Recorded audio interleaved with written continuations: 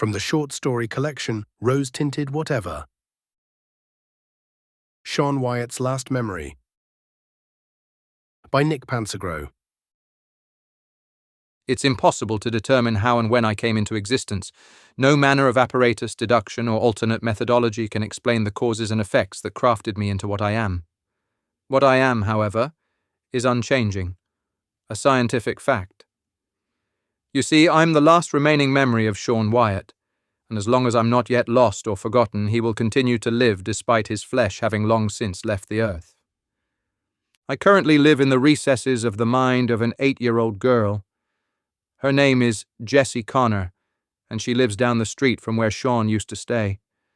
She's not related to Sean, nor is there any particular reason why she should host his last remaining link to the world. So, why does Jessie hold me in her keep? It happened after she took a book out of the school library. I was there, lodged in between its last page and back cover, on an attached paper full of purple due date stamps and scribbled names.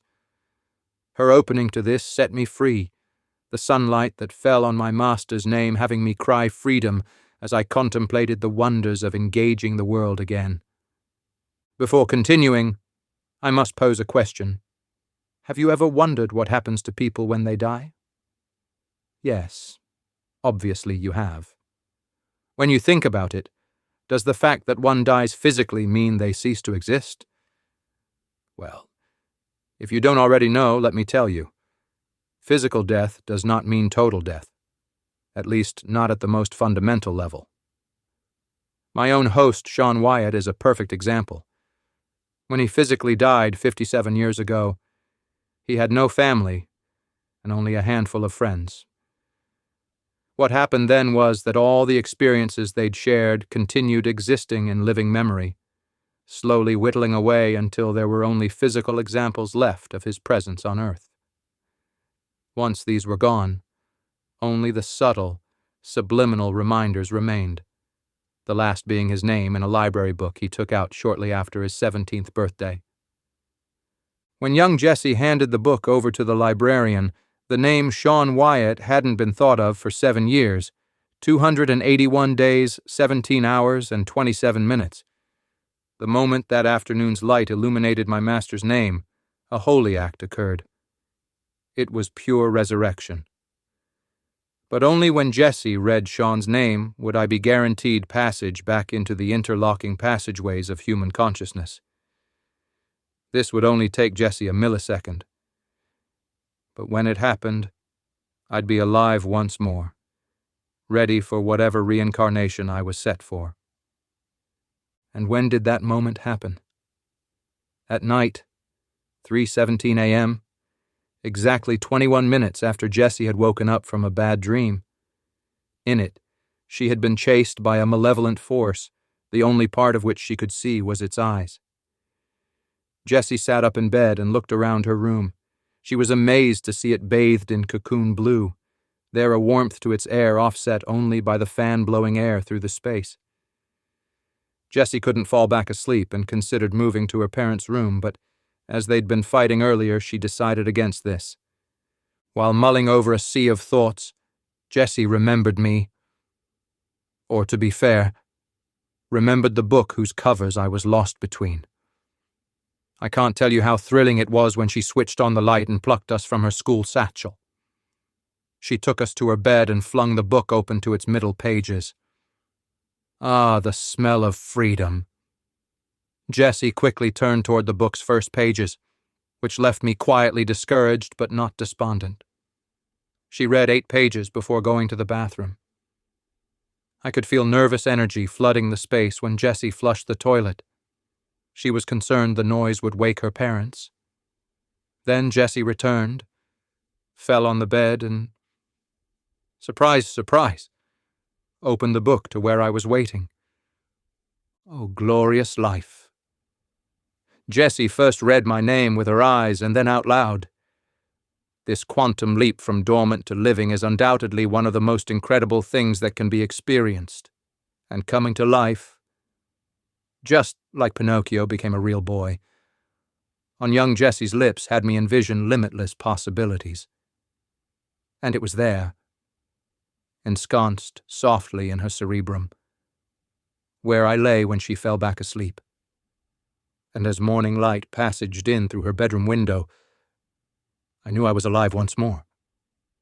Things got even better. Jessie returned the book with Sean Wyatt's name to her satchel and went to school. On the bus ride, she started reading again, and all my worded partners sprang to life when her eyes met them. Oh, you cannot understand what it's like to exist as a concept only to be granted life. That which I became privy to, squabbling school kids, the smell of gasoline, the rabble of swirling emotions, catalyzed a sublime rush, leaving me bewildered at the moment's beauty. Jessie read Us as often as possible. Now, despite living within the covers of the book, I don't know what the book is actually about. I know every word for what it is and represents, but I'm limited in recognizing any sort of whole. Nevertheless, merely experiencing sensation and perception was good enough, and we all felt suitably blessed each time Jessie turned a page.